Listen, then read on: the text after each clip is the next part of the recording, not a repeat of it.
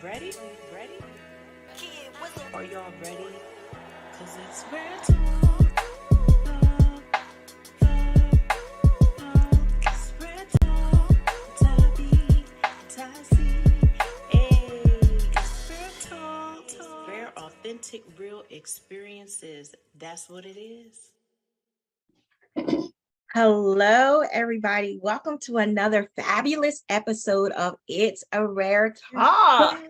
Hey We y'all, are here with, Tabby. and I'm Tassie.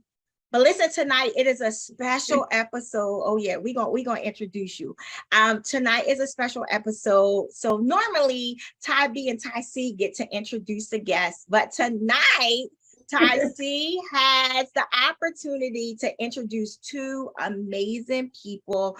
And so we have the co-host tonight as being one of the special guests on the show. And so we are excited to have Ty B and my cousin Joe, better known as the Bowdens, right? So we are excited. Listen, Joe, I don't have to really give Ty like this special introduction, but we're going to give you one. Shout out to you. Welcome to your first appearance, I'm sure, of many on It's a Rare Talk, where everything is a rare, authentic, real experience. And so I'm excited. I would say little cousin, but I'm only a little cousin to Joe. I'm the big cousin to Ty. Ty really thinks she's the big cousin Joe, but she's not.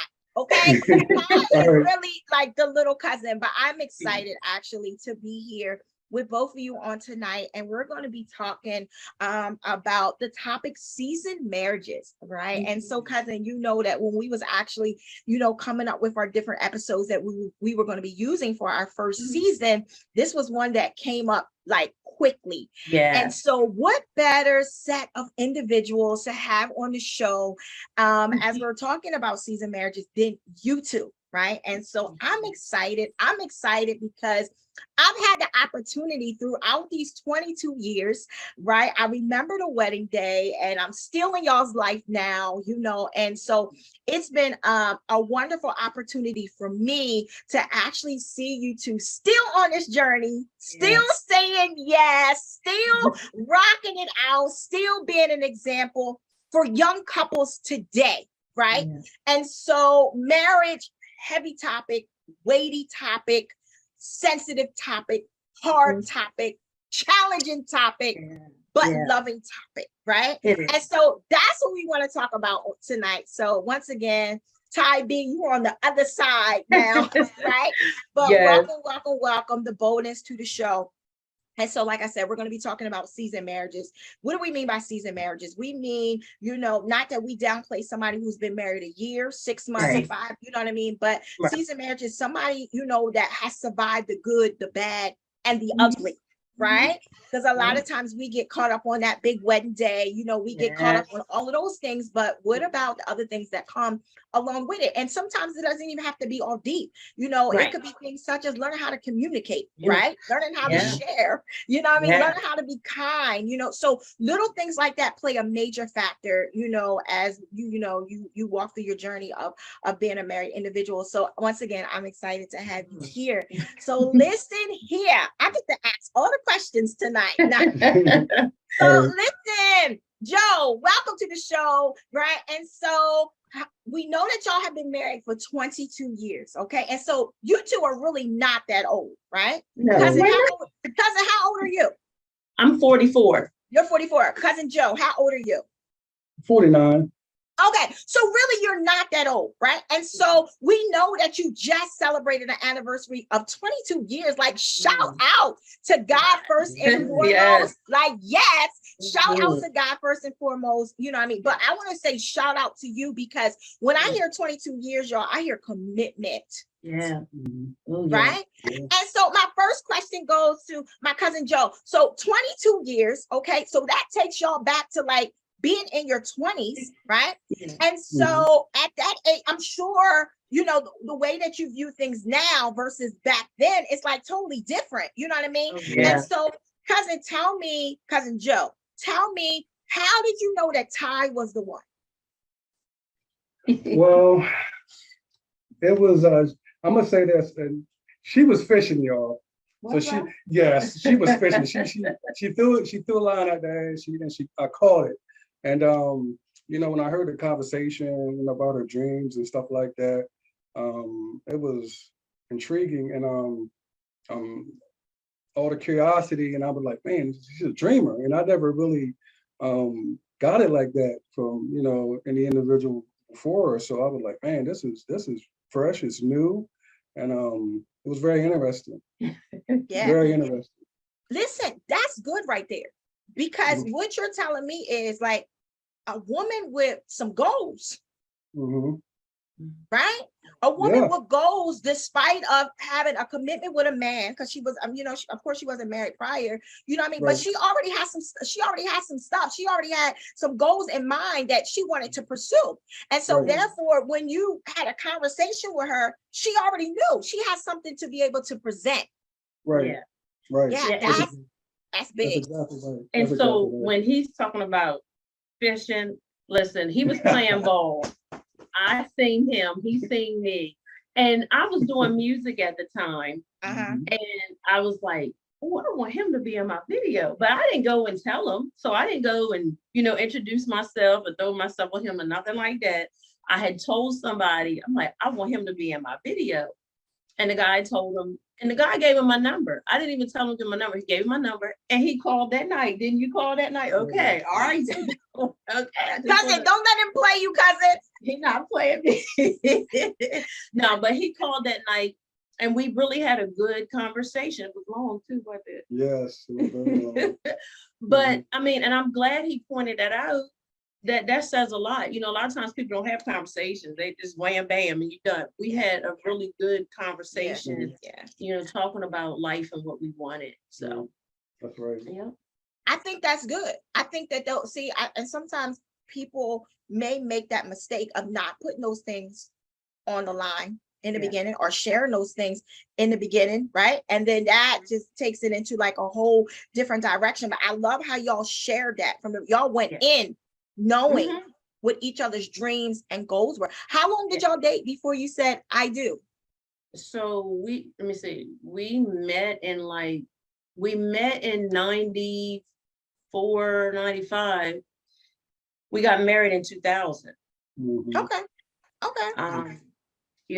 I wasn't one that I wasn't equipped to be a 10-year, 15-year girlfriend. That wasn't me. Like, I'm like, when you with somebody and the things you like about them, it don't take all that. It don't take a whole bunch of years to decide, if you want to be with that person and get married. And like, I had gotten saved, and you know how that is, that dynamic before we wasn't saved. And, we were just living life, boyfriend and girlfriend, you know what I mean? Doing things boyfriend and girlfriends do. But when I gave my heart to the Lord, it was like, man, I want to be with him. I want to please God more. That was my heart. And so we had to have those uncomfortable conversations. So, and I could be honest, it wasn't even no surprise, sweet proposal. I mean, I got a beautiful ring and things like that, but it was like, what we gonna do? We got to go about this the right way, or we're not gonna be able. Like, I had my mind made up. Like, I'm not gonna keep going back and forth hurting God. I mean, that was just me. Even at a young age, I just knew I really wanted to please God, and so, prayed about it. And the date came, and it was history. So, I like that word. So, cousin, how old were you when you got saved? I was actually 18. It was the same year when I had Trey. And when Trey was 3 months, I didn't even plan it. Like, I wanted to raise him up to know God. And I was taking him to church with me. And that day, I just literally went up for prayer, but I felt drawing. You heard that you can only be saved unless the Spirit draw you. The Spirit of God drew me. And when there was an altar call, like, my hand went up. It wasn't no plan more. Church tomorrow, I'm going to get saved. I mean, I was raised in church. I was made to go to Sunday school and all that. But that day, I don't even know why, but my hand just like went up, tears falling. I could feel burdens lifting up off of me. And I made that decision, and I didn't get it right the first time, so I've had to ask the Lord plenty of times to save me. But it was the first time at 18. Wow.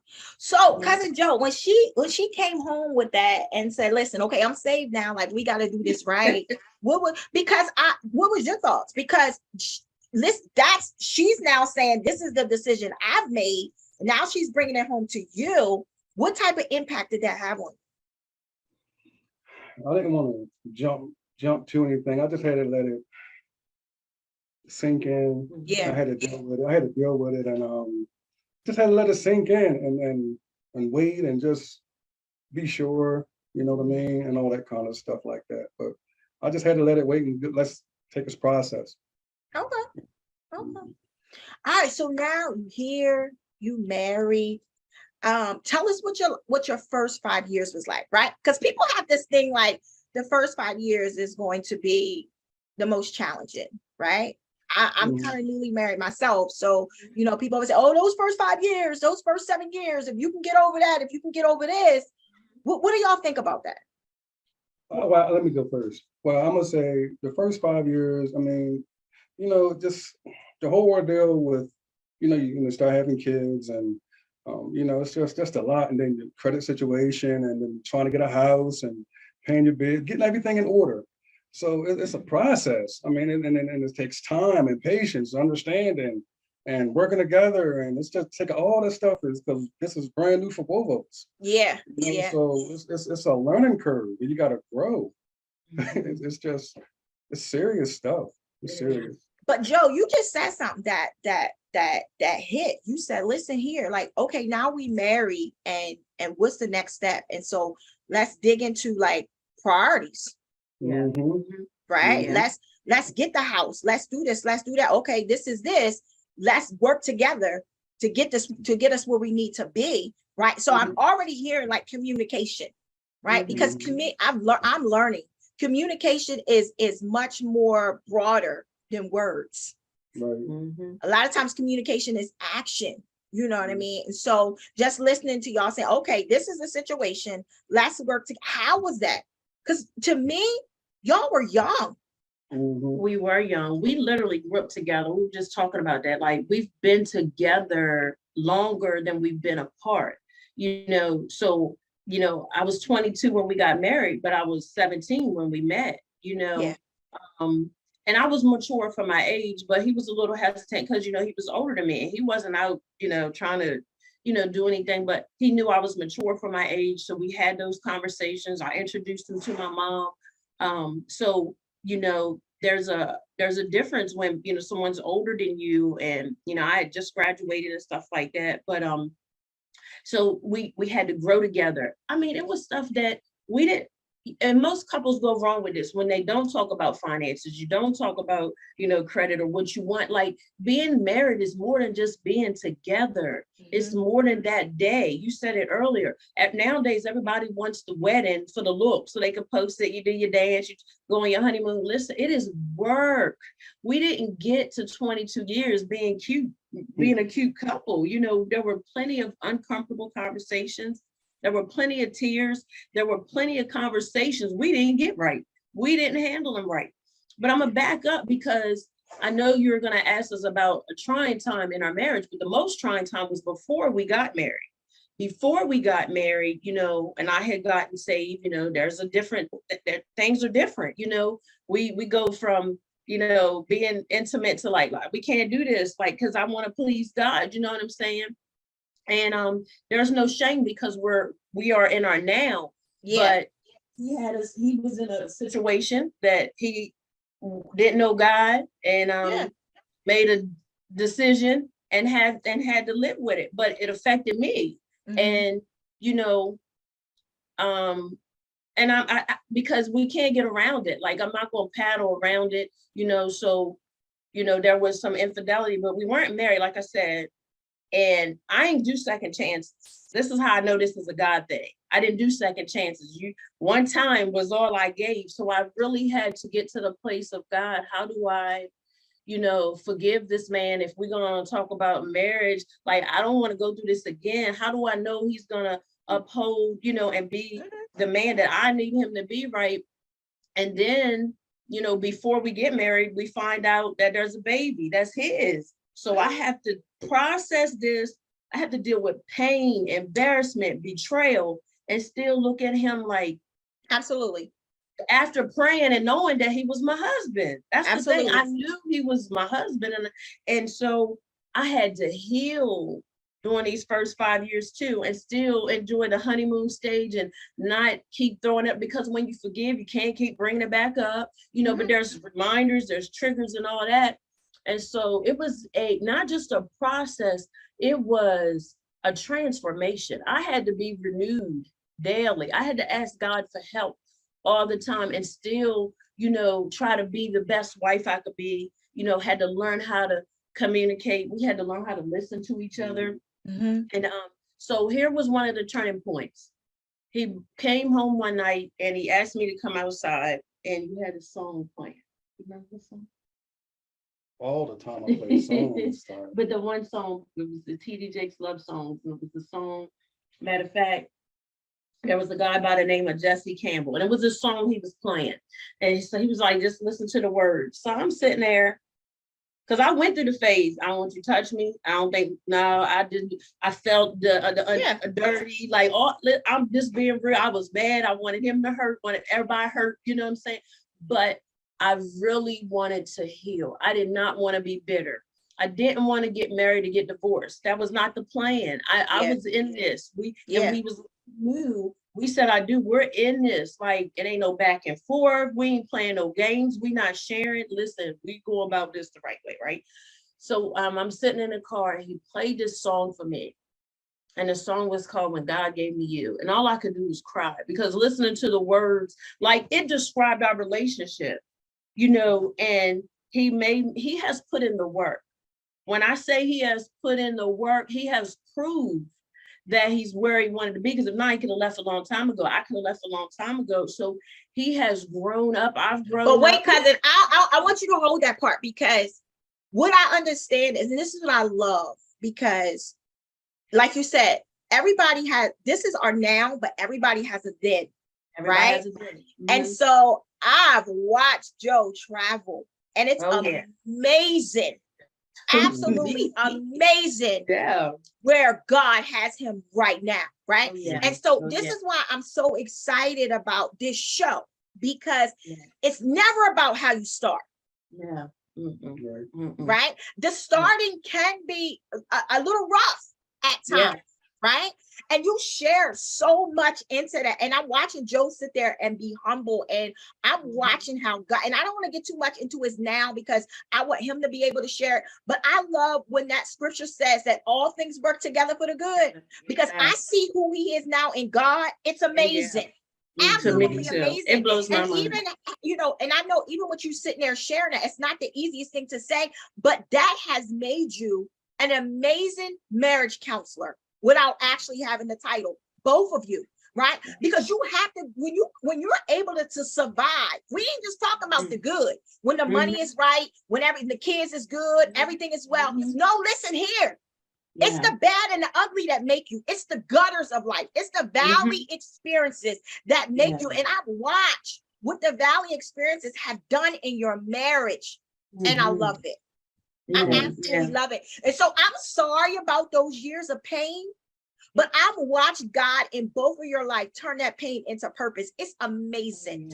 And so what y'all, I don't even want to get too far into like to the end, but what I see is that what y'all went through is saving other people's marriages today.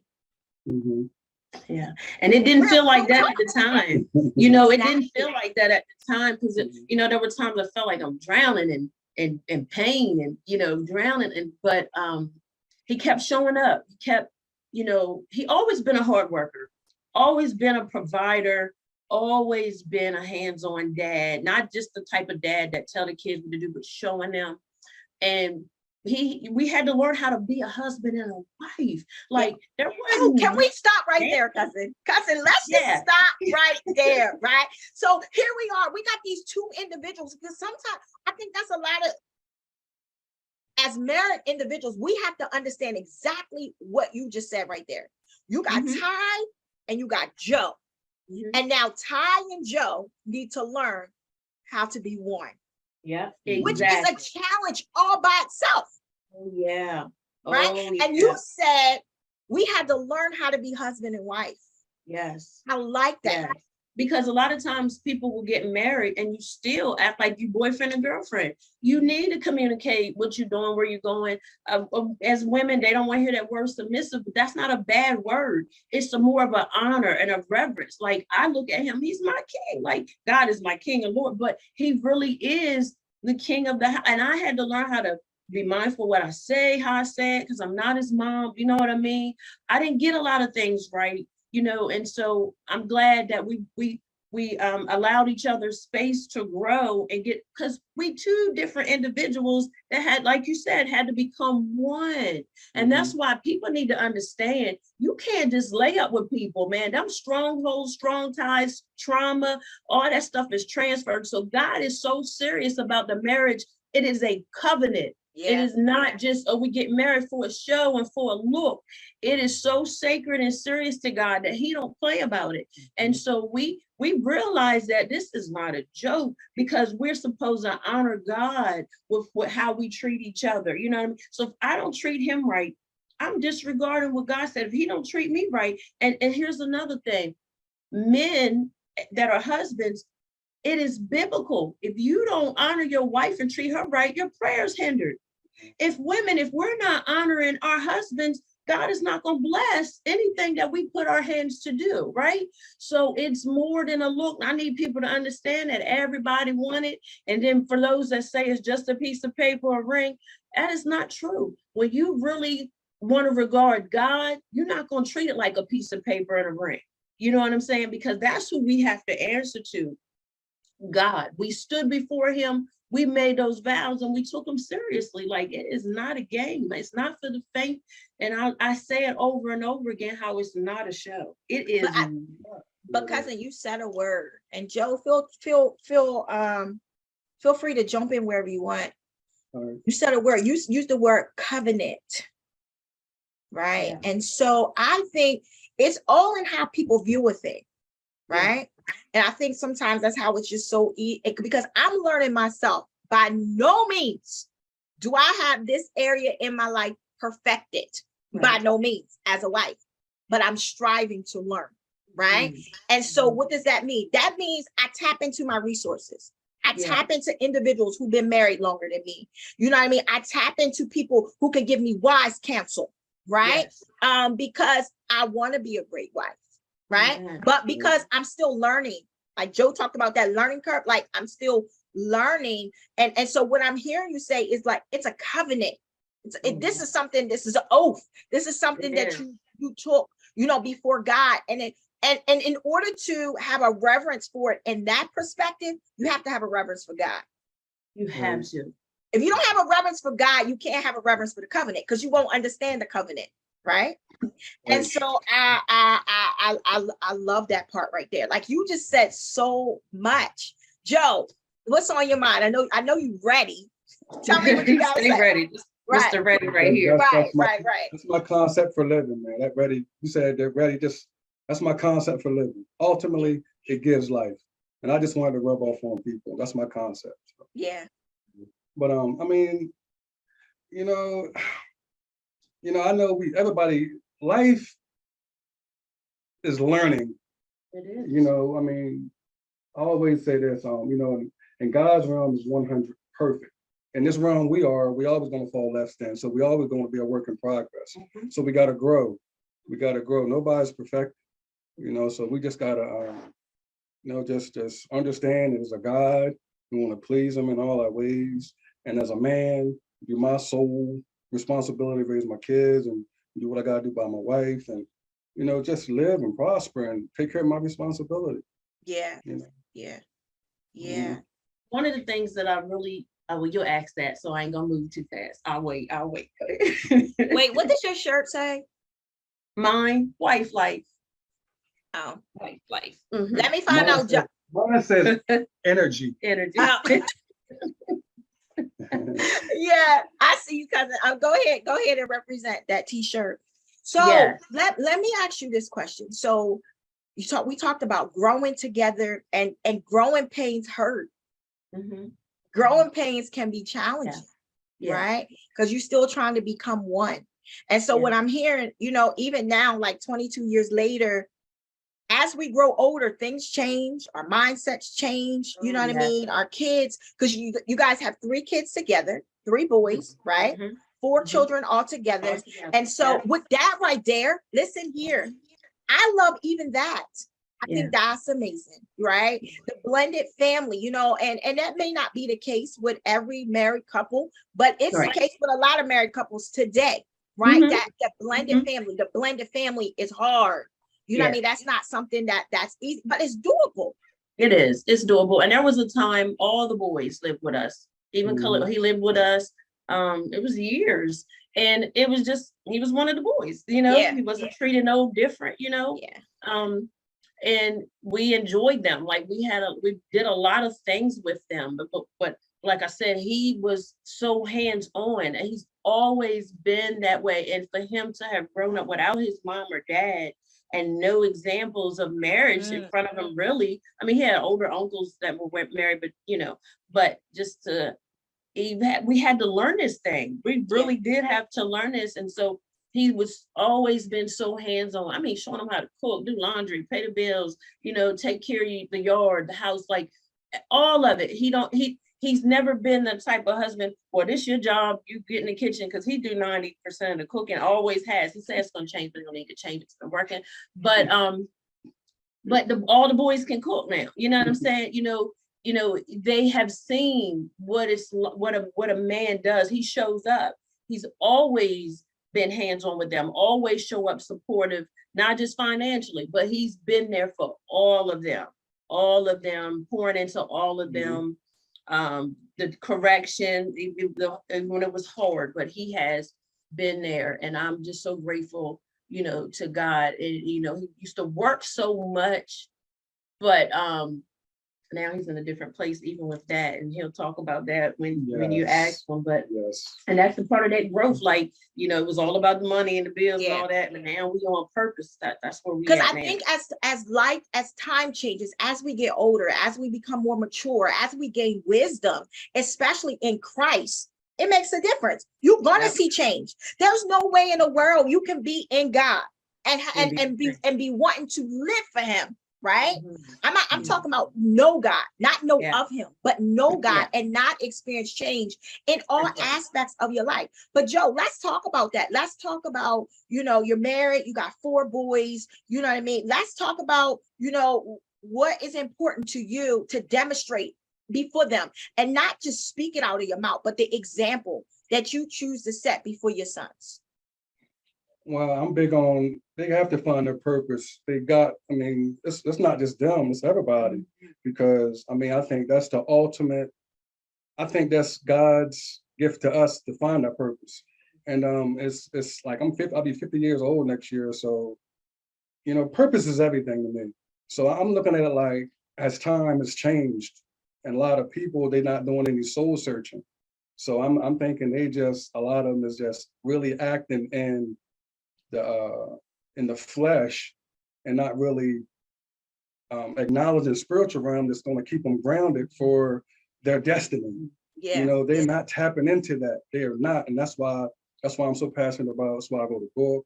You know, I got a song. You know, and I show my boys what's required of them.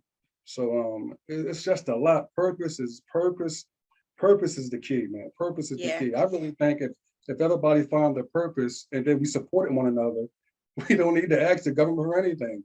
You know, but purpose is, you think about it, when we was born, we had our purpose in us before we even knew who God was. We was born with our purpose. We was like, I like Miles Monroe said one time, he said we was born because of purpose, not to find it. It's in us. A lot of people distracted.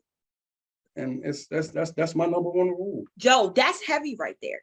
That's heavy, because purpose has a lot to do with identity, right? Yes. I've witnessed you here to late talking to your youngest son, who's a well-known athlete, you know what I mean, and making his way, you know what I mean. You're starting to see him, and I'm proud of what he's doing. But I've heard you have conversations with him, like acknowledging that he's an athlete, but no, listen here, morals, values, like that matters, respect, Mhm. all of that matters. And I think that we need to be pouring that, especially Yeah. into our sons. We need That's to be right. pouring that. And so what you was actually saying to him, I get that you're an athlete, but these other things matter to me more. Mhm. Right. And so setting those standards and those boundaries, I think that's important. And having 4 sons, that's not easy, right? Not just 4 sons, but in the A midst of these grand. 22 years, y'all got a grandbaby, We got a right? That's like grand. changed y'all's whole lifestyle.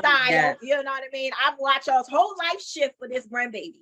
I'm Mhm. gonna say this before I forget. I don't want to forget. This is a valid point, but there's one thing in the Bible that stands out dear to my heart.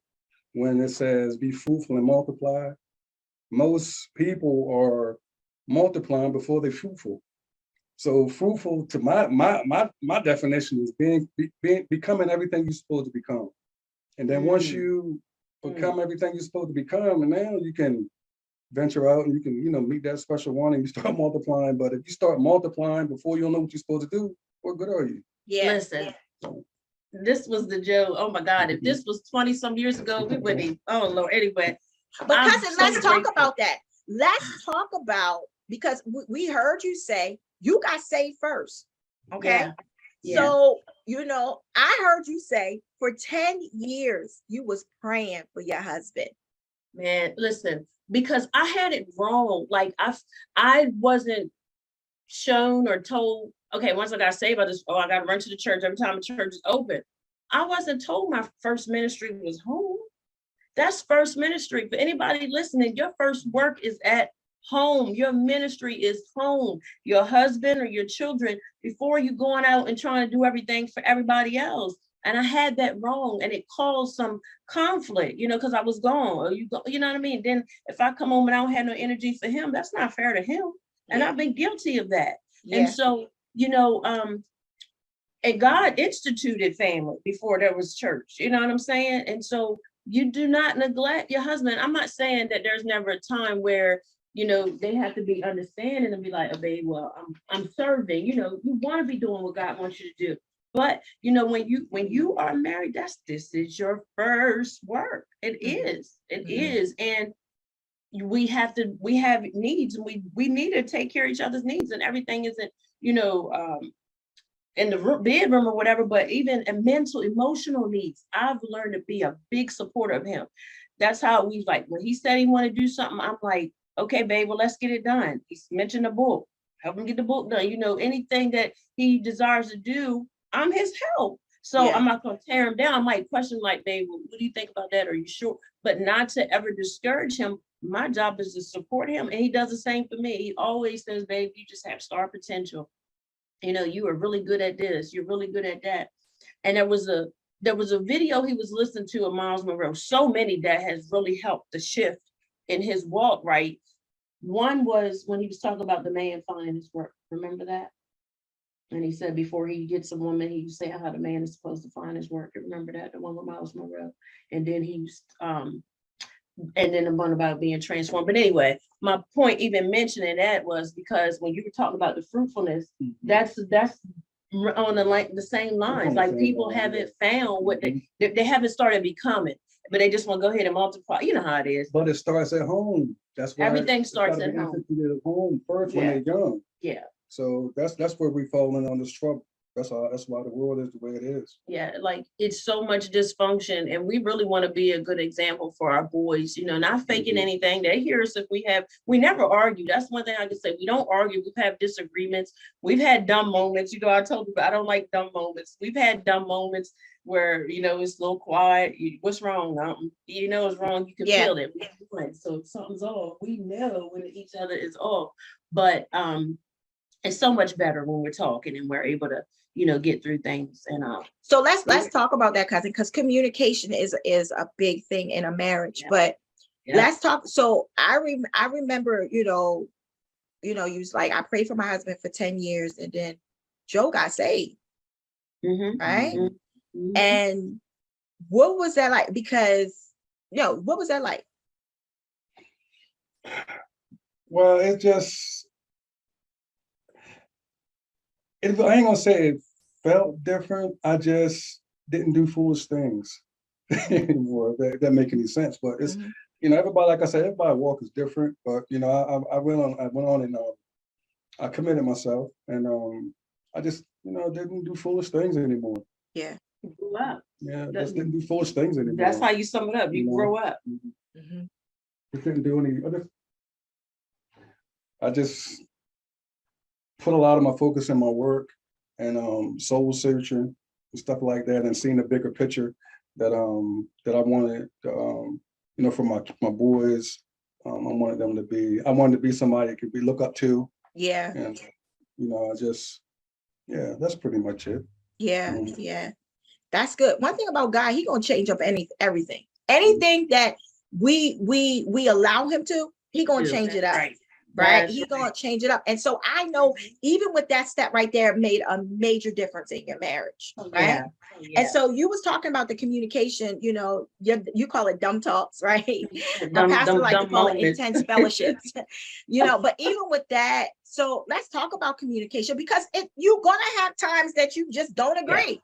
You know what I Yeah. mean? And so It doesn't have to become an argument.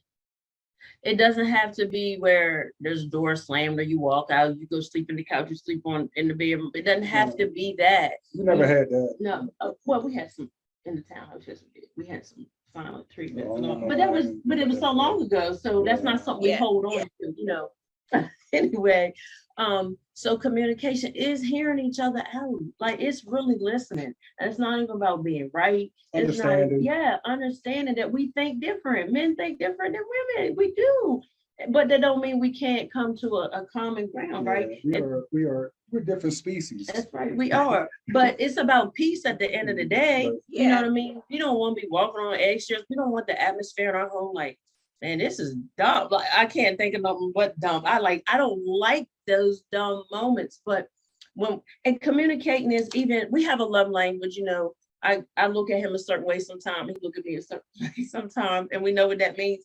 And then he holds, I hold his hand while driving. Well, he get to stop looking at me like that. But holding each other's hands, just listening, like really hearing each other out, and not assuming, because that's a part of communication too. Sometimes we assume that when I said that I meant it. I didn't mean it that way, babe.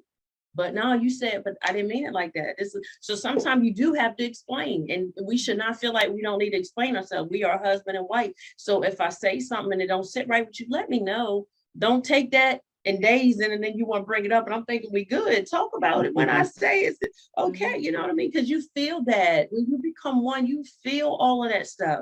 You feel all of it. And I'll say this to not take up a whole bunch of time as far as communication. We know the Bible talks about love is patient and love is kind. Oh, that ain't talking about the strangers, the one that you with, the one that you laying out, the one that you committed to. Like, God holds us at a high standard. Listen, we might not, I ain't do a lot of stuff right, neither one of us, but we decided, number one, we put away childish things. It ain't about being selfish, and not about being right. I ain't trying to prove like I told you so and all that. We're not doing none of that. Right. You know what I mean? It's really just being supportive. It's really just being understanding and patient. Yeah. And cousin, I remember something you told me earlier on in my married life. I'm still trying to catch up to y'all, right? I'm still in the single digit, Joe. I ain't made it to the double digit yet. But listen, you said something that has helped me tremendously, right? Words either hurt or help. Mm-hmm. That's true. And when you spit them out your mouth, what is your motive? And you can't take them back. Because what happened, I was on the phone with some individuals one day, and they're not married, but they in a relationship, and you could feel from the volume and all that was said, I was feeling, my spirit was almost vexed from it, right? And immediately the Holy Spirit said, if it don't come out in love, it's going to bring home. I was like, what? And I heard it again, and I kept hearing it, and I had to say that to them. I'm like, hold up, y'all, stop. The Lord just let it be known. What you're saying, your words hurt. They either gonna hurt or they're gonna help. That, you know what I'm saying? And so I took that. God was letting me know that too. Yeah, it applies to me too. But I was Yeah. able to share that and help other couples. And that's true, because you can't take it back. You can apologize, but you can't take it back. Because that sting, that's sometimes that stuff stings. Yeah. It can sting. And then you know what I mean, you can just only apologize. So you gotta be mindful. That's not wasting Yes. words. And I Think about think, it. cousin, the minute you told me that, because I was one of those people, and still tend to be, I got to catch myself though, because if we're not careful, you are not hearing to listen. Mhm. Sometimes you want to be like, you know what I Mhm. mean, in a Ready to marriage. And so respond. that doesn't help at all. I've learned that. You know what I mean? That does not help. But I've learned that when you are mindful of what comes out of here, Mhm. Mhm. Yeah. when you, because the Bible talks about that, be slow to speak, Yes. right? And so the minute you said that to me, I'll never forget it. I was like, wow, that's deep all by itself. It really So is. if it's not going to be helpful, It's gonna bring harm. It's gonna hurt you. Yeah, be I quiet. would just be quiet, right? Might But as I used well. to, you know, people think that that's weak. You know, Mm-mm. I got shut up while he lived, or you know, vice versa. You know, he That's got shut growth, up because cousin. she too mouthy and all that type of stuff. No, we have to be conscious of the words that's coming. You know, this one lady told me when I first got married. She said, "I'm gonna give you 2 tools. The first thing I want you to understand that marriage is daily work. It is. Yeah. Daily. Daily. He said Yep. it is daily work. It's not something that you work on once a week. It's not Yep. something that you work on monthly. It's not something that you just shine on and during your anniversary Mhm. period. It's daily work. You have to Yep. work on your marriage there. I didn't know what that meant until I got Yep. into my marriage. Mhm. The second thing she said, prayer will be your best friend. Oh, you talk about it. And I'm gonna tell you what helps. We've learned to pray together. I love when we wake up and pray together. And I'm not gonna act like it's every morning. Sometimes we have to remind each other, but it's so beautiful. That's another form of intimacy. When we pray, we're covering each other. What? You know, I remember like a couple of weeks ago, I was feeling bad, and he came and prayed with me, prayed over me, like this got to go, this got to come off of you. And then went and got the things that I need. Sometimes 2 or 3 o'clock in the morning, leaving out to go get whatever I need to help me, get through. He don't have to do that. I mean, he does a lot. Like, man, and people might say, that's your husband. He ought to know. He really goes above and beyond. And so I have to highlight that because he shows up in our marriage. Like he shows up from the yard work to the dog to what I'm serious. He shows up, and he said to me, God want me to take care of everything under my care. So that's our house. That's me. That's our kids, our grandson. My mom is here. He's really good with my mom. And I just love their conversations. And, it was his idea, like, your mom can come and stay, have her own space. Like, who does that? And just amazing man. Just once something done, it gets done, very hands-on. And it's just been amazing. Yeah, because I like the scripture that you use. 2 Corinthians 13, I think that's what it is. Love is patient. Love it. That scripture right there will make you check yourself. Yeah. I've been there. You know what I mean? Like Joe said, it's you grow together, you learn how to grow. Sometimes it hurts, it's painful, you cry, that all of that is a part of a marriage. You know what I mean? And so that particular scripture, a lot of people read it at weddings, and you know what I mean? We just read it out of just like protocol or religion. But if you really check that, like, is your love really patient? Is your love really kind? What does that mean? Are you willing to endure with your spouse, with your mate? Are you speaking harsh out of your mouth to your mate? But you say you love her. Right. And so those things right there, and somebody might say, I do, right? I do love her, even though I may do this or I may do that. No, we got to check that. Yeah, you're going to bring all that stuff in. You're going to bring all that stuff in. Because people make excuses for why they are the way they are and do the things the way they do. If it don't work, you need to change it. If it don't please God, you know that you need to change it. There's no ifs, ands, or buts, but you have to be the one that's willing to do it. Yeah, but it's not a light thing at all. That communication, because when you can control your mouth, if you can control this, listen here. And here's the thing, it's okay to say, I need fixing in that area, right? It is. Sometimes you don't realize where you're at in a thing until a situation happens, right? Oh no, Mhm. I need to learn how to control my anger. Oh no, Oh, I yeah. need to learn how to control my words. Oh no, Yeah. I need to learn, like, certain things will, but you have to be willing to change Yeah. and say Yeah. it's okay to change, right? Some people say, oh, I'm just like this. I'm gonna be like this till I die. Well, Right. something's You'll wrong miss with that. heaven. You might miss heaven. Like Yeah, that. something's wrong with that. You know, if we Mhm. look at a baby and that baby's crawling at 6 months, and at 5, that baby's still crawling and not walking, we say, wait, something's wrong with that, right? Mhm. No, even in our married lives, like, listen here, we have to constantly be willing to change, right? Yeah. So there might be certain things I don't do no more, but it's still a whole list over here that I still need to fix. And this is why it's so important to be around people who are positive and who Yeah. have the ability to be able to pour into you. And not only that, tell you where you're wrong, right? Right. And listen. That's what I love so much about you, is the fact that you don't mind saying, now, Tonette, no, you might say, now, cousin, can I share something with you? Right, you got that. Joe, Ty got that real smooth voice, right? So I'm really loud and just obnoxious by nature. And Ty is like really soft-spoken. I'm loud when I need to be. And listen, in 40 years, I've never heard you be loud. Ever. I cut something. Not too much, but she it's this in there. Oh, it's just like Prego. It's in there, right? Yeah, it's in there. But I love the fact that you're able to say, cousin, let me share something with you.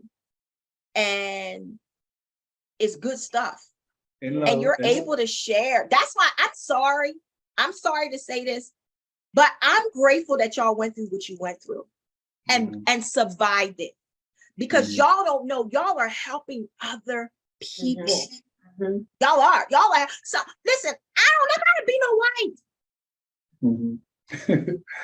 Dang. Being completely honest, I'm learning. I desire to be one, but I really don't. So I'm learning through people, first of all, through God, through the word of God, through people who've been there and done that, through people who don't mind sharing their testimonies, sharing their stories, you know what I mean? Positive people pouring in, people praying. I'm learning, right? And so I'm grateful for your Valley experiences, because they have truly, truly helped me and so many other people. Y'all are marriage counselors, like I said, without the title.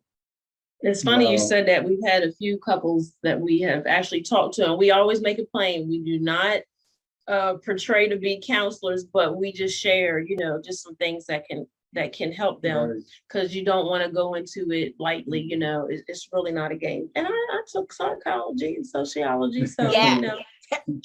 Listen, I still, I don't know. All I know is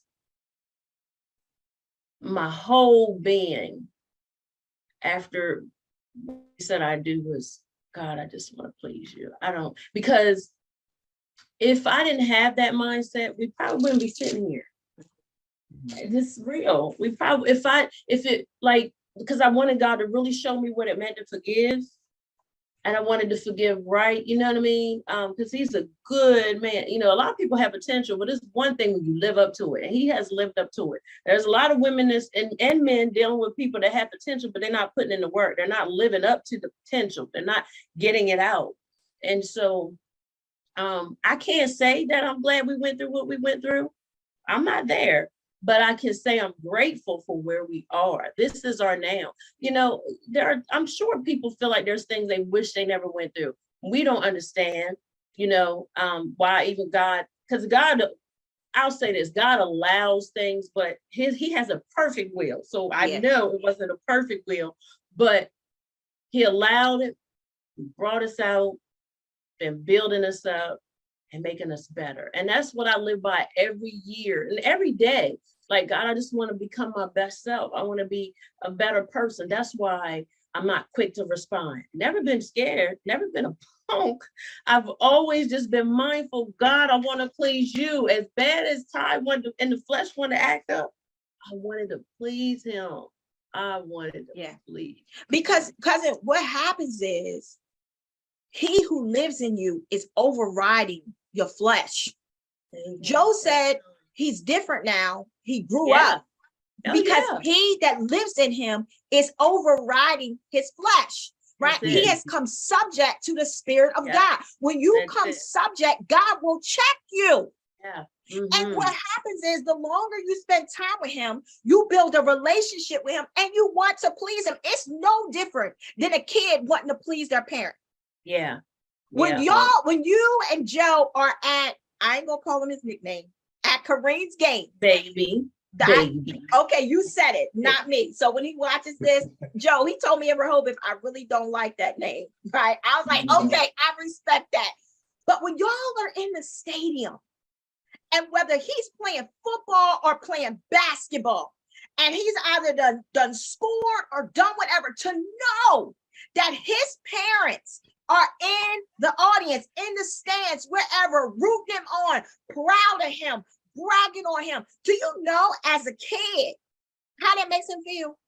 Yeah. As a child of God, knowing that God is in our corner. He's in the stadium. He is rooting us on. He wants us to do our best. He's bragging. He talked about it in the book of Job. He's bragging on us. Right? And to know that we are pleasing him is an excellent feeling. Yes.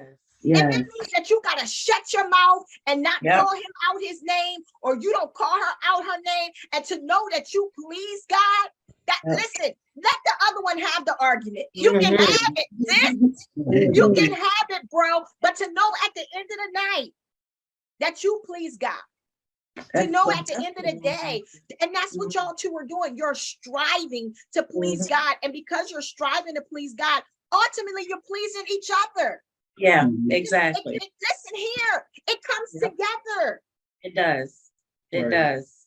Yeah, it does. And God has blessed us like tremendously, and not just with our home, but with our kids, they're not out getting in trouble. And we're grateful for that, Kareen is looking and dancing, but God has blessed our lives.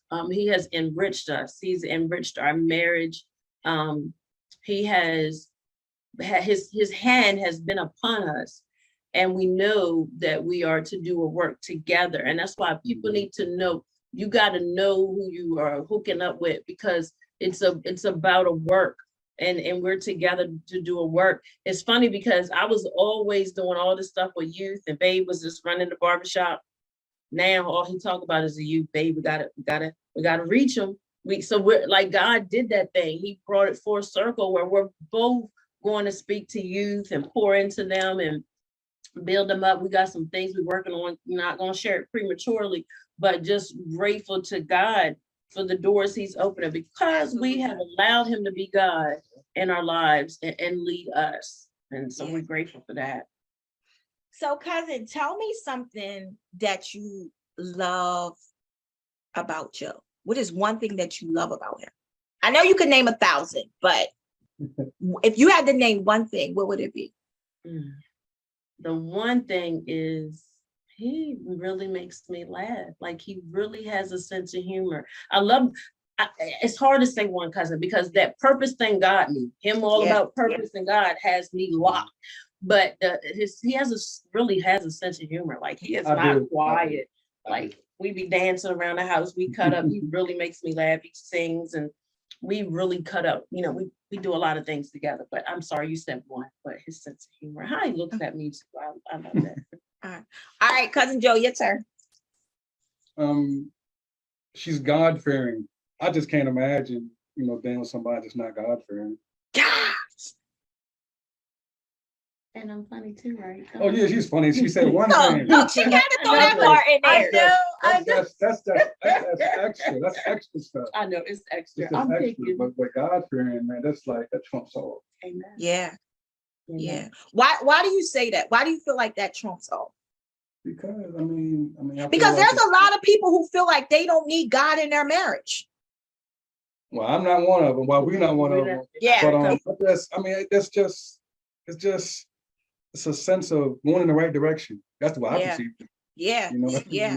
I mean, I'll be 50 years old next year. I just don't have time to be, I just don't have time to be off course. Mm. You're not going in the right direction. Going the Yeah. wrong direction. Yeah, I think with Christ, I can't stop saying it. Like he truly does make a difference. And as you're moving forth in ministry, because ministry is beyond the pulpit, right? A Yeah. lot of people think ministry is just about the pulpit. No, ministry goes beyond the pulpit, right? But going into schools like y'all do, dealing with the youth, like that's ministry, Yeah. right? Y'all have found some common grounds, and just like Joe said, it's been there all along. The Yeah. purpose has been there all along, right? Mhm. We don't have to go find purpose, right? Like he said, you don't have to go find it. It's there, right? Mhm. You just have to be able to identify who you are in Christ. And so now y'all have bypassed a whole bunch of the foolishness things and Yes. able to just focus on ministry. And I just think that is amazing. Yes, it's really enjoyable, It's fun. Mhm. It's fun. We really do have a lot of fun, and Mhm. and that's the only way to really help your marriage. Like you gotta have fun. Mondays used to be our day. We would just ride, go pay our bills, go eat, just spend time. And so if we can't do a Monday, we'll try to find other days or whatever. But that time together, he always talks about the realms. Oh yes. He always talks about the realms, and he always says. Lately, he's been saying, Three "Hey, rent. How many people on here? I don't know, you can't see it. Okay, but don't worry about it. I was going to share something, but I just share about the realms, though. That part about just the only I'm gonna see. because you can't. Whatever she want to ask. Okay. Miss Whatever I Hostess. Mhm. Well, I think I like what y'all just said, because this has like been an area since this is Rare Talk and we talk about things that are real, that balance thing, right? And to be completely honest, that's something I struggle with a little bit, because when you're kingdom minded, a lot of times the juices flow, Mhm. right? When you are a visionary, like you see, They don't stop either. but right, cousin, say it again. When visionary, the ideas, creativity, that stuff doesn't It end. doesn't stop, right? And it just, you can be sitting somewhere and you see something, you'd be like, and really, I know it's not of me, because Right. some of the stuff that I see, I wouldn't even be able to dream of. Some of the Exactly. stuff that God has allowed me to do, I would not been able to do. So I know it's God. But the key word is, and this is me, finding balance. Yeah. Right? Yeah. And so how do you, like, cousin, I heard you say, you're a singer, you know what I mean? You're a playwright, you've been in a lot of plays, you're a leader in the church, you know what I mean? And have been for a long time. You're a mom, you're a wife, you know what I mean? You have a job, like your plate, like we talked about when we first started the show, we were sitting at the table, Joe, and we was like, yo, our plates are full already. You know what I mean? Like you know how you got them sectional plates, but the stuff is like overflowing, like there's a lot, and we share so many common things, and that's what I love, right? But we talked about this thing that we even was starting to show, like, and cousin was really on me because I'm really bad with it. We gotta have balance. We gotta have balance. We gotta have balance. And so, how do you balance each other? How do you balance what you got going on in your life?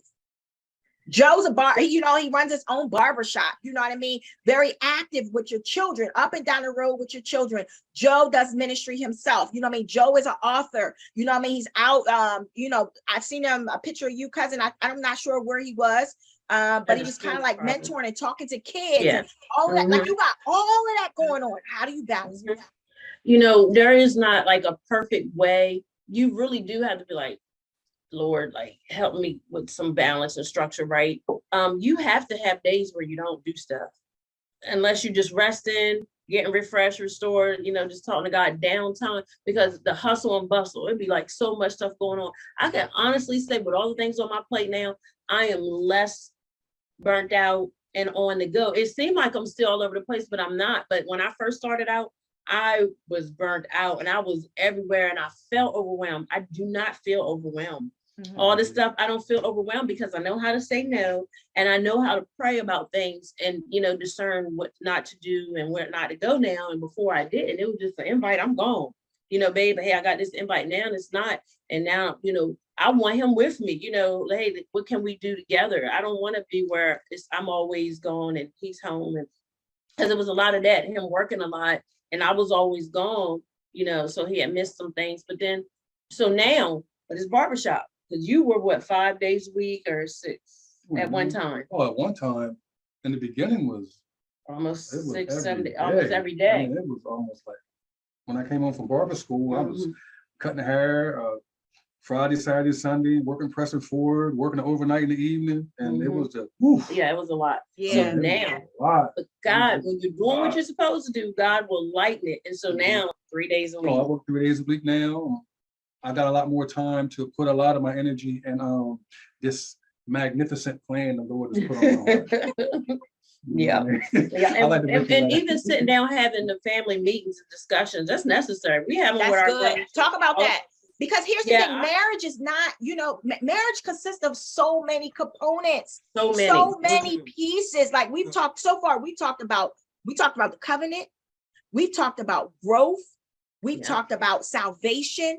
You know what I mean? We've talked about communication. We've talked Yeah. about balance, like just trying to learn all. And so each person consists of all these different components that we're talking about. And now you got two people in one house and you got to figure it all out, right? And you know what, Wow. cousin, you cannot be jealous of each other, and in their giftings, you have to be each other's biggest supporter. You cannot feel intimidated. You got to be confident in who you are.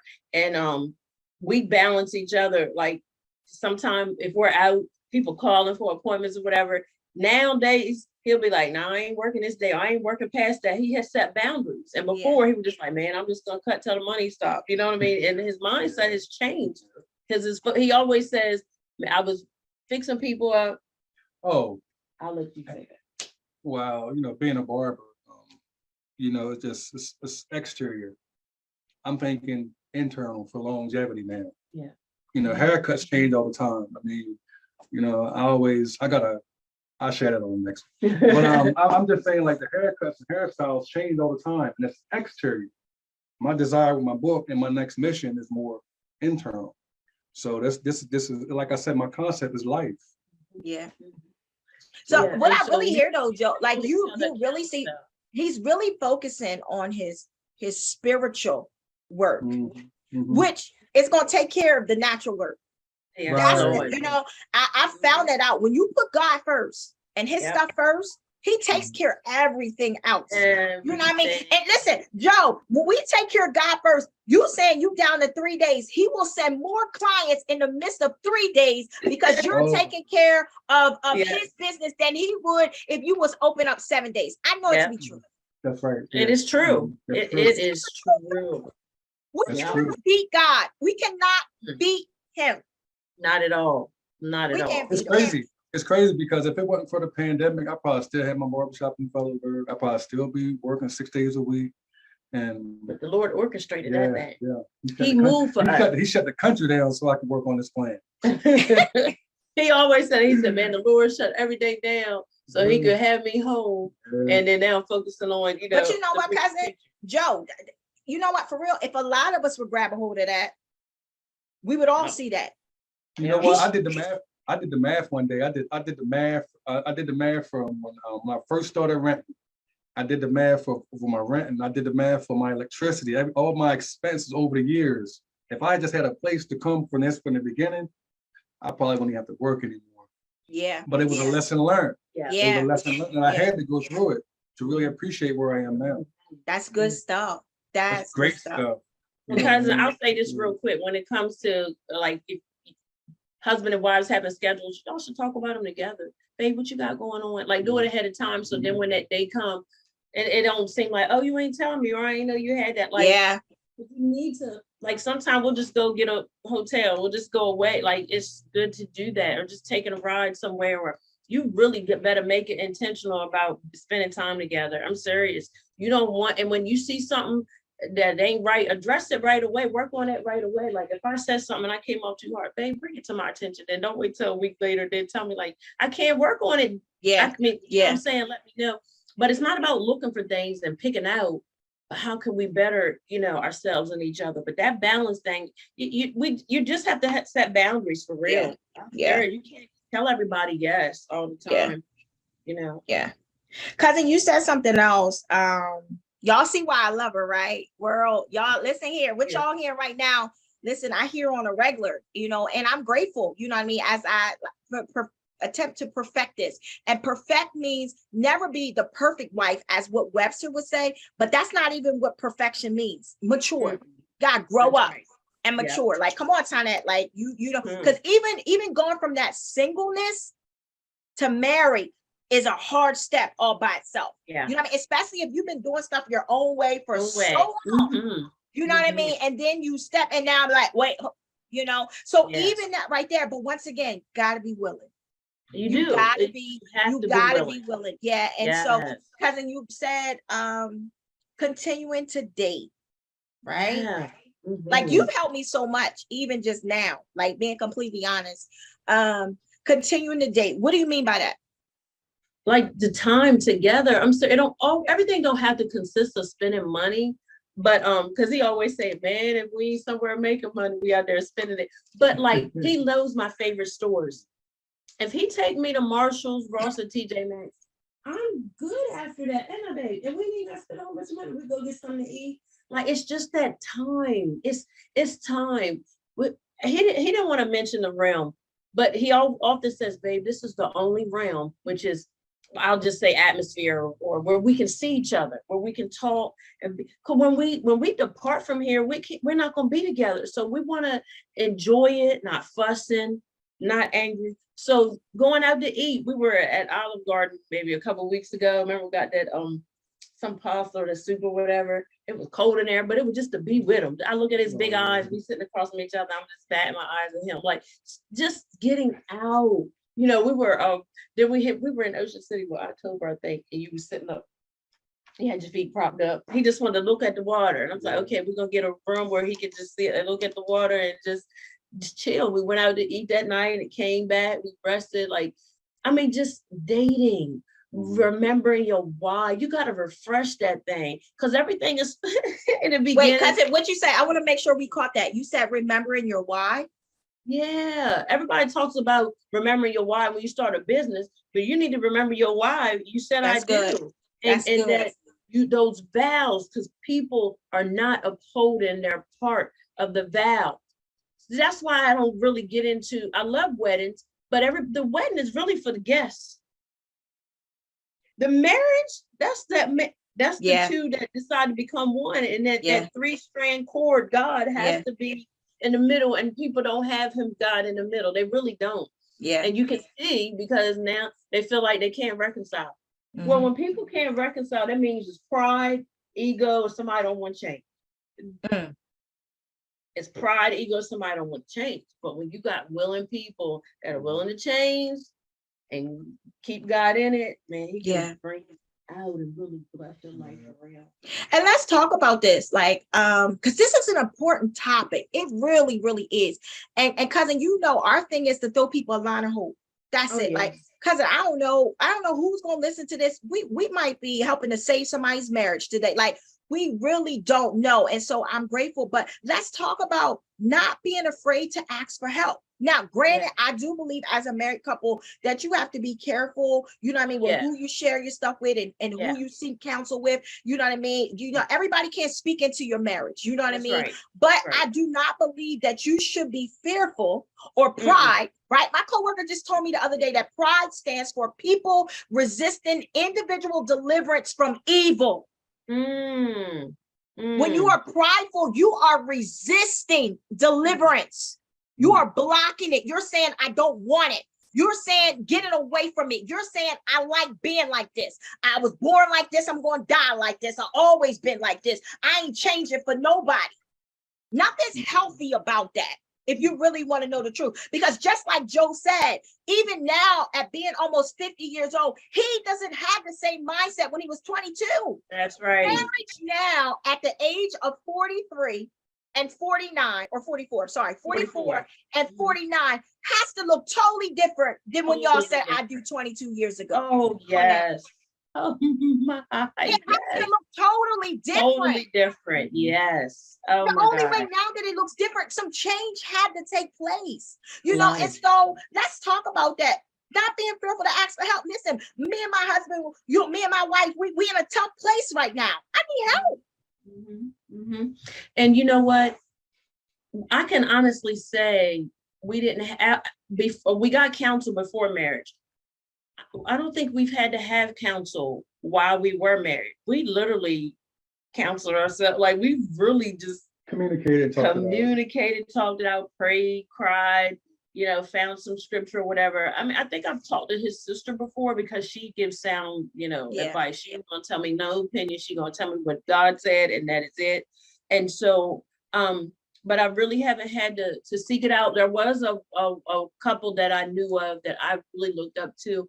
I loved how they would call each other sweet little nicknames, and we always have nicknames for each other. But I just thought it was so cute. They would be on the phone. She'd be like, "Hi, honey," and I was like, I ain't never heard somebody call her. But I'm always calling her, "Hey, babe," "Hey, hon," or we call each other love and all that. But it looks totally different from when we first said I do. But it's what we make it. That has always been our, not really mantra or a motto, but our marriage is what we make it. There were people that said stuff to him before he got married. "Man, I don't know if you want to get married, you're going to be like," get away from marriage bashers. And I ain't gonna say you don't want to hear from those that are not together anymore, because they may have something they can share with you, but you do have to be mindful who you're talking to. Everybody don't want to see married couples together. Everybody don't like it. There are women that don't care if a man is married. There are men that don't care if a woman is married. They will still shoot their shot, throw themselves at him and all that. But when you realize that covenant, we ain't playing here. I'm gonna share this with you because I remembered it, but I ain't gonna take long. I met this woman that was married. I don't even remember where I met her at. I think I was like at a book club or somebody's house. And she was talking about this woman was intentionally pursuing her husband, and she was hurting. She was just praying. That woman, God took her out. He took the woman out that was fooling with her husband, because God is serious about covenant. And why did I share that? Because if people gonna play, because there are people that will get married but still do their mess, living a double life and all that. Everything comes out in the light. Everything. We can't get nothing past God. Everything come out. Now people got DMs, inboxes, texts. Guess what? God will show you. God even showed me in a dream what had transpired before we got married. The Lord showed me it in a dream what happened. God will reveal stuff to you when you're close to him. But tell people, don't play with it. Do not play with it. It is serious. It is so serious. But I like also what you said when you said that you was talking to your friend on the phone and you would hear your friend say, or they would say, "Hey, honey," or whatever. And you like, wait, but mine don't say that. We, even in that part right there, we got to be careful because we will tend to compare.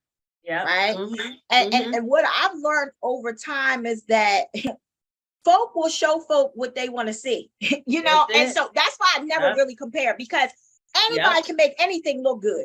Facebook is known for that. Okay. Listen, I'm so not caught up on what I see on Facebook because Facebook is nothing but an image.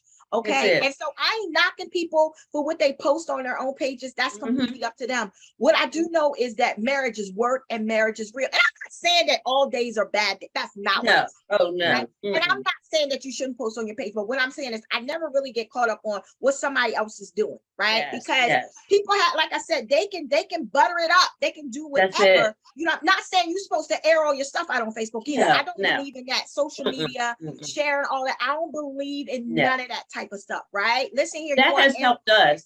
That has helped us in our marriage, not going to people with our business, putting everything out. We don't blast each other out, like a lot of stuff, because I didn't even get on Facebook when it first came out. Like I took a long time, but I like to share highlights, good things, you know what I mean? Because if we're going through something, it's between us and God anyway. Now, if he give us the liberty to share it, to help somebody, but it's not a show and it's nothing to fake, we love on each other. We really do. Right. And if we have a moment, it's going to be a moment. We're not going to make that moment a season, because that's where couples can go wrong. You have a bad moment. Instead of you working on it, it becomes a season in your marriage. Really, let's go there. Listen, and so to our producer, it's Ty's fault. Okay. Listen, part two. No, hold on. So listen, when we get the message, I'll be like, it's Ty B's fault, right? But no, this is good. This is good. I because I like what you just said right there too. That was like so deep.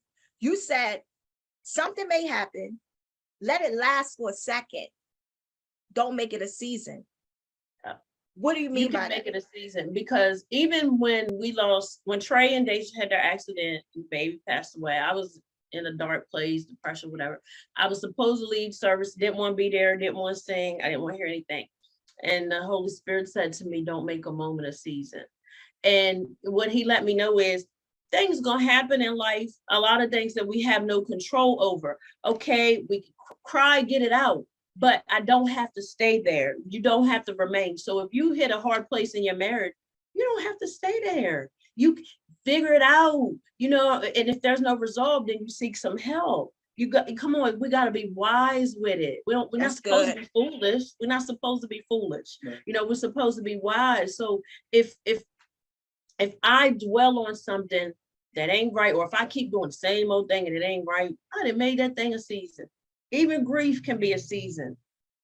You know what I mean? So those moments, I don't like them dumb moments. I don't want no season of dumb moments. No, let's get it right. Let's hash out all that. Let's get all that uncomfortable, dumb stuff out of the way. Because I'm gonna tell you something. The enemy doesn't like unity. He doesn't like the covenant. So he always gonna try to bring that conflict between husband and wife and the children and those closest to you. Come on, y'all know the word. Always. So why are we not beating him at his game? Why are we letting him infiltrate and come in and mess in when we know that's his plan? He's not happy that we made it to 22 years and still counting. So wait, cousin, another nugget. Yo, you dropping them tonight. Both of y'all are. Listen, you said the enemy doesn't want to see unity. So he's going to do whatever to separate, Exactly. right? So you said, why are we not beating him?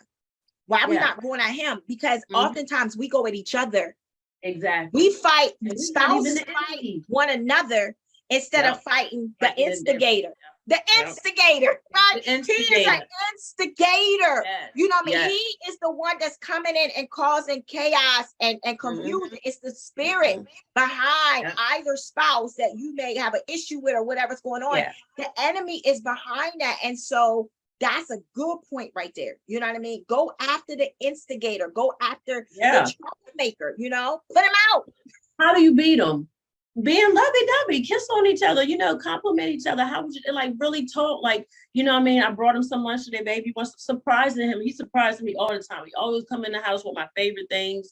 You know what I mean? Sometimes I'm thinking something and he comes in the house with it or he says it. You know what I mean? Like, that's just how close we are together now. So how we beat the enemy? Babe, we gotta pray, because I know this ain't even right. You know what I mean? We know that we had a moments, you know what I'm saying? We realize it, like, man, I'm telling you. So sometimes we don't always have breakfast together, but because I get to work from home a lot, we get to spend a lot more time together. I'll go ahead and do my emails and he'll answer his calls, and then we come back together. We get a lot more time, together. But we able to beat the enemy, because if we're apart all the time and we're not communicating, the enemy has a field day. If we haven't reconciled, if we go to sleep angry, that's the foothold for him to get in. You know what I mean? And so you just have to put him out. But I think a big thing for me, since we being transparent, is just apologizing. Yo, humble yourself and apologize, right? No, check yourself. Yeah. Right. That was that thing right there. But I'm glad the Lord is dealing with me like that, because I don't want to be this jacked up person. Like, I really, a lot of us are jacked up. A lot of us are dealing with the inner us, the inner me. Us. They say the enemy, the envy. Inside of me, we're dealing with the ugly parts of ourselves. Yeah, you. Yes, you know what I mean? Yes, husband. Yes, wife. Whoever you want. We have to deal with the inner parts of ourselves. And sometimes they not pretty, right? Because a lot of times how we've been raised, what we've been taught, you know what I mean? How our parents may have felt, how our parents view life, or whoever our guardian was that has raised us plays a major influence on our life. Yes. Some of the stuff that I used to say, right? And that I heard it growing up. Some of the ways I used to act, I seen it growing up. You know what I'm saying? And so therefore I brought all of that stuff with me into my marriage. Right? And so as time goes on, Joe, as God checks me, whether it be through an intense fellowship or whatever, you know what I mean? If you are true with God and allow him to be true with you, he will convict you. Mhm. It will.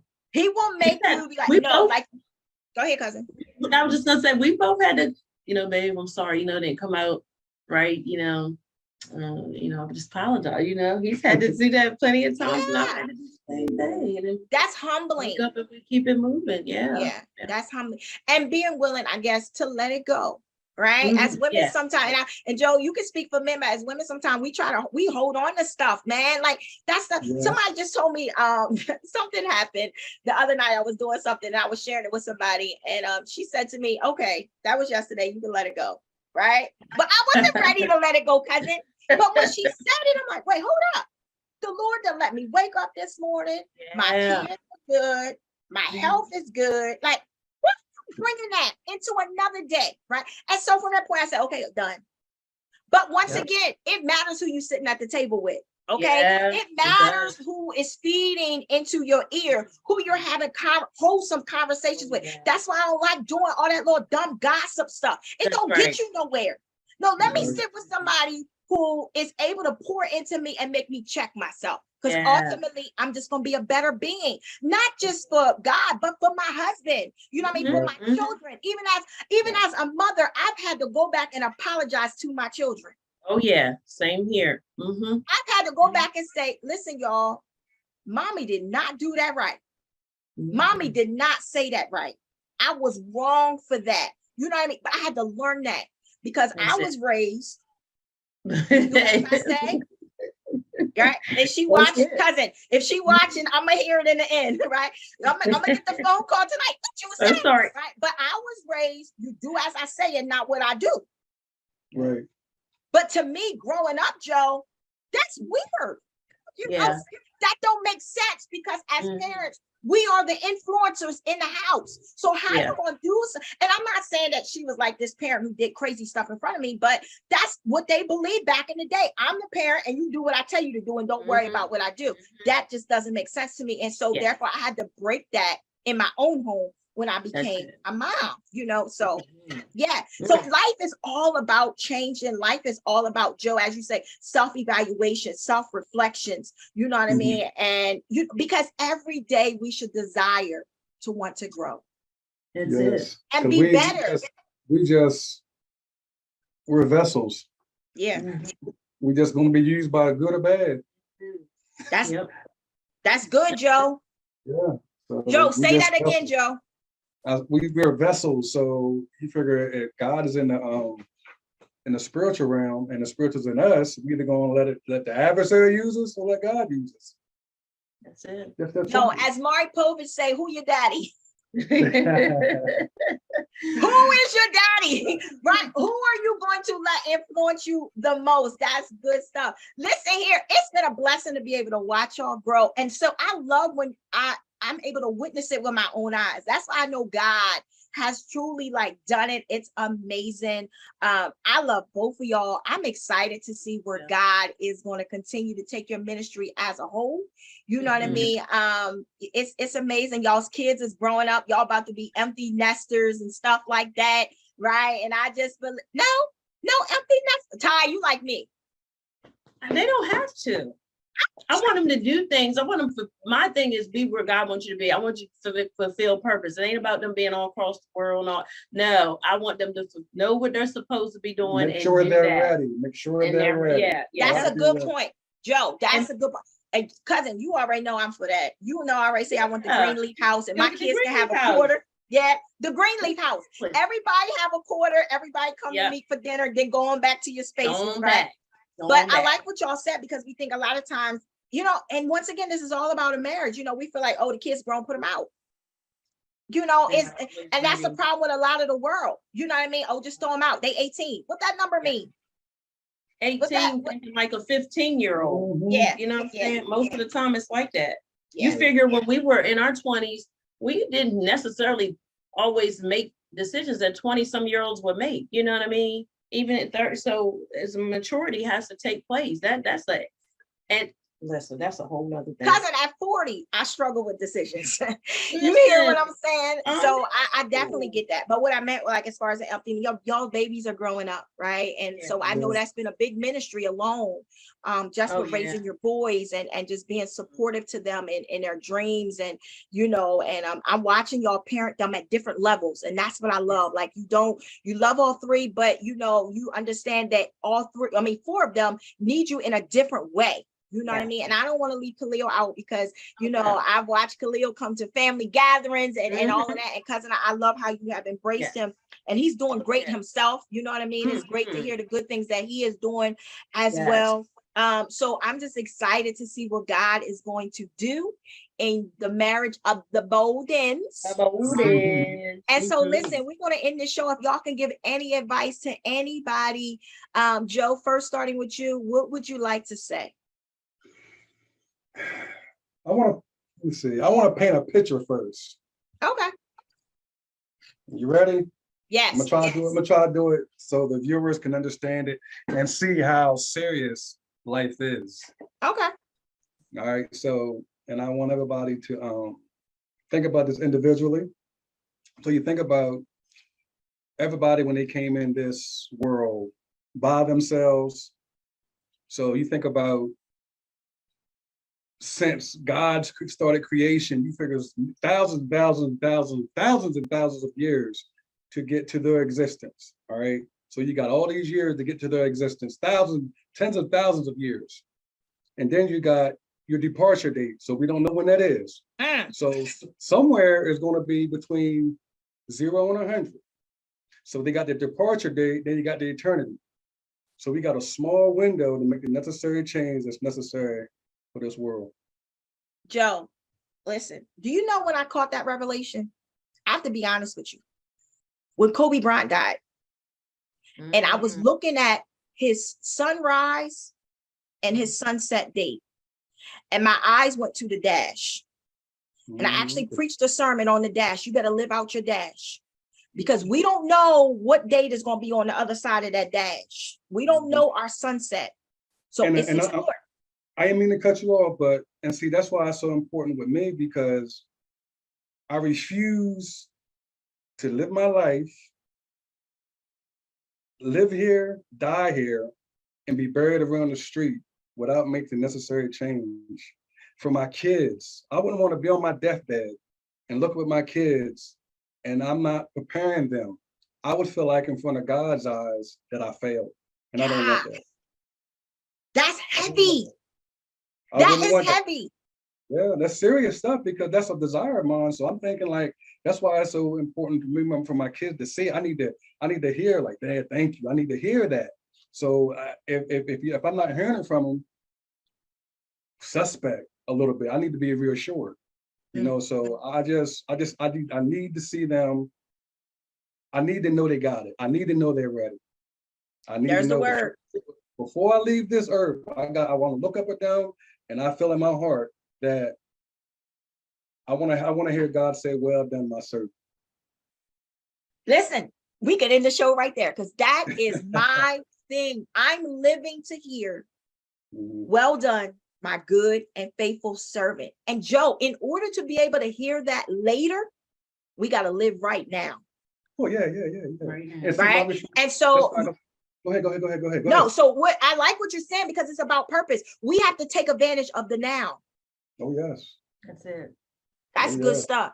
It is. I mean, because I feel like I think about what Jesus. Jesus was a man, so my purpose, I think about what he did, and I'm trying to, if I believe in him, I gotta follow his ways and be a help to others rather than just myself. That's good stuff. Cousin, that's good stuff, girl. It is. So I get to hear his I get to hear the sermons all the time. I'm the first one that gets to hear him. I'm like, yes, thank you, Lord, bless the Lord. And I can attest to what he's saying. It is true. At the end of it all, it's all about purpose. But I will say this to any couples out there, whether you're married or you desire to be married, you know, this is what God honors. Because we live in a time where anything goes. And that's not, if we want to please God, you can't live like that. Anything goes, marry whoever you want to marry, be whoever, do what you want to do. No, and think He's gonna bless it. He's not. So those marriages, don't take them lightly, get the help. If you need help, ask for help, but remember your why, enjoy it, like have fun, create memories, like, it is what you make it. You think about all that money and time you invested in planning in that big day. Come on now. It's about pleasing God, and it is a beautiful thing, and that's what God honors. He does not honor the common law. Listen, I ain't getting into the common law, but people think because they've been together for so long that you just be together. No, go about it the right way. Let's do it God's way. I'm going to end with that. Let's do things God's way so we can please Him, and make change in the world. Well, as the host tonight, Ty C, I would just like to thank the host, Ty B, and her husband, Joe, for being a part of It's Rare Talk. Thank y'all so much for your transparency. Listen, I know y'all helped somebody tonight. First of all, you helped me, okay? As y'all was talking, because if you want to be a better person, like Joe, that he kept saying, a self-evaluation, you have to do a self-evaluation, and God is still using people. He's still using people to help and to build and to empower another person. And so I know that y'all truly help somebody on tonight. Once again, I'm excited about what God is going to continue to do in your life. I'm so glad that y'all are my cousins, so I get to see it firsthand. Absolutely. So to all of our viewers, thank you so much for hanging out as we talked about seasoned marriage. We really, really appreciate you. Thank you for being a part. We are getting ready to conclude our first season, so we are definitely excited about that. Listen, y'all, if you haven't had a chance to catch up on, we're getting ready to be on our 13th episode. So if you have not had a chance to check out our 13 episodes, listen, they all will be available to you very, very soon. We will be in the beginning of 2023, we will be airing on television. So we definitely are excited about that as we get our ducks in a row, cousin. Listen, God has done some great things for us in such a short period of time. I remember when we was working on it at your house, Joe was like, just get it done. You know what I'm saying? Stop talking about it and just get it done, And so we thank you for your support, as well as my husband's support, being behind the scenes and allowing us to be able to do what we need to do for our show. We are definitely excited. So listen, guys, if you are not following us, please make sure you follow us on It's Rare Talk on Facebook. We will soon be on Instagram as well as YouTube. As we begin to promote our show on our cable television stations, we will be sure to let you know that as well. Listen, if you are interested on being a part of It's Rare Talk, you have something that you want to talk about, feel free to send us a message at itsraretalk@gmail.com. Absolutely. That's going to be an inside joke forever. Listen, Joe, get tired to tell you about it behind the camera, right? So once again, we thank you so much for hanging out. And until next time, it's rare, authentic, real experiences with Ty B and Ty C. That's what it is, y'all. Have a good one. Are you ready? Are y'all ready? Because it's rare talk. It's rare talk. Ty B, Ty C. Hey, it's rare talk. Rare, authentic, real experiences. That's what it is.